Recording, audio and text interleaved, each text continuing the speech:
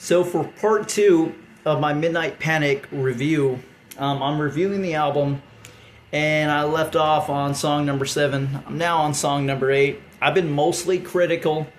Like Celebrate, I did like. I just feel like there were some choices that kind of made the song a miss in terms of what it could be. It didn't have that staying power, that sticking to the back of my mind, so to speak.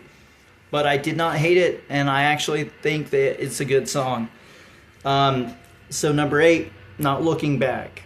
This song is all about working a dead-end job and struggling with everyday problems, which comes off as pretentious coming from the high-selling singer in the history of Artesia Records. It's a soccer mom song. It's a token pop punk, things suck, but oh well, here comes the weekend kind of song. This is hopefully the worst song on the album, and in all honesty it was. Looking back through my notes, it was the worst song. I do get more positive, trust me. Number 9 is... I'm choking on my own air. Number 9 is No One Here Is Safe. The song sets a heavy tone at the start that is only hindered by the lightheartedness of the previous song. The mix is lacking the dynamicness that the song definitely needs. The song actually has double backing on the vocals, which helps it a lot. The song drones on without much, if any, of a transition between the verse and the choruses.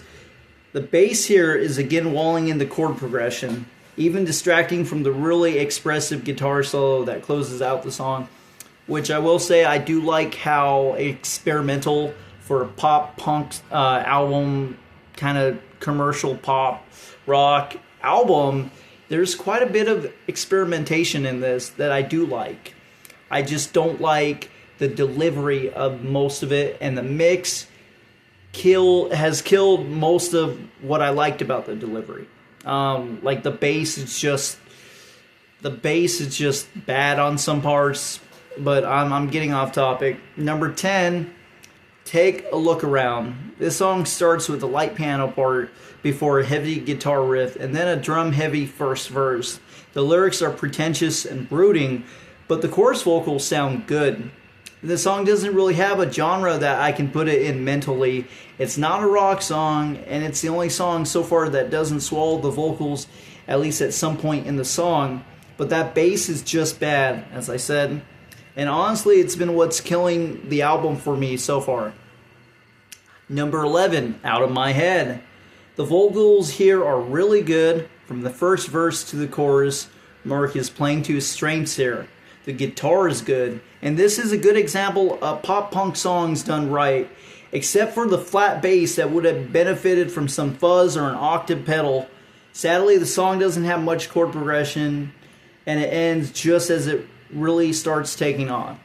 And this is probably my my third favorite song. My second is Celebrate, and my first one you'll see. But number 12 is Everyday. Honestly, I'm sick of this album at this point. The vocals are mixed better though, but the guitar plucking and almost detuned sound of the bare guitar just do not belong. The bridge has a good bass line, and the chorus and phaser effects on the guitar should have been throughout the song. Basically, the first part is played without effects, and then it's played later on that transitions to like a solo with effects, and it sounds a lot better.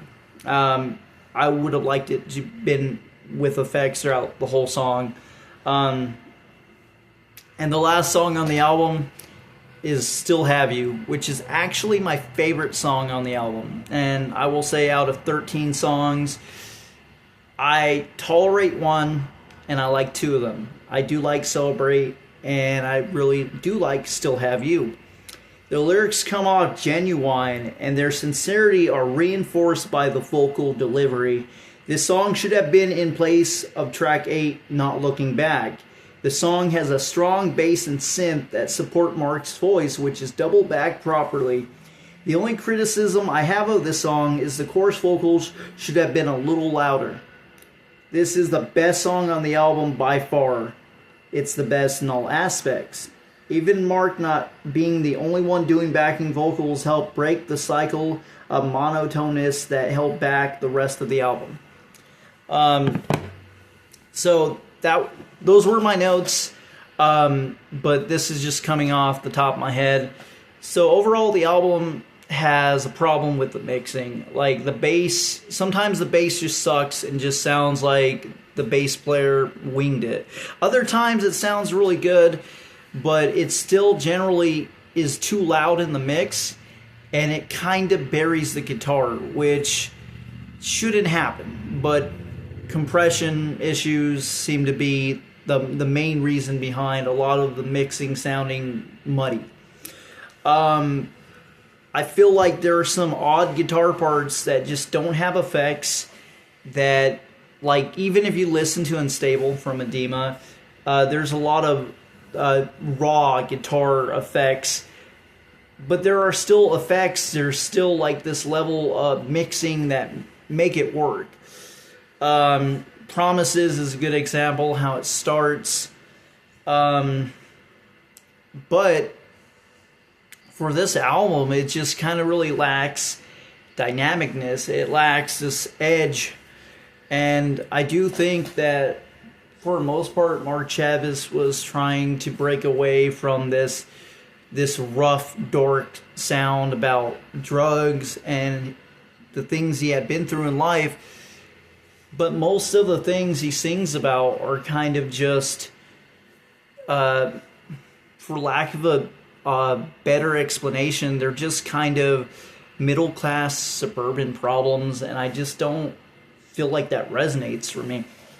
I do think it kind of comes off as a preppy college town kind of music, with a little bit of like an emo twist, but like respectfully, I just feel like the album tries to be something it's not. For the most part, the main problems I have with the album are just the mixing. I don't personally identify with the album. I don't think it's a strong work. I think sometimes it's very corny, and I once referred to a song, I think it was the last video, as a soccer mom song. But I will say, with that being said, I have always been critical of music. I've always been critical, but I love music. One example is, as much as I like Adema, I do think that the rap part in Resolution was stupid, which had Tim singing.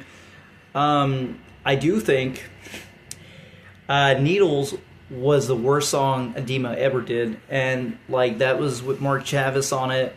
I do think that Let Go should have been dropped. If I had a time machine, I would take the Midnight Panic song that I mentioned. What was it? Still Have You. No, it wasn't Still Have You. It was damn, it might have been. Anyway, let me find it. Yeah, okay, Miss You. I took Miss You. Okay, you know what? I'm not even reading my notes. Yes, I would have took Miss You and replaced Let Go from Unstable with it. And for the most part, that's my review. If I had to give it out of 5 stars, I would give it 2 stars.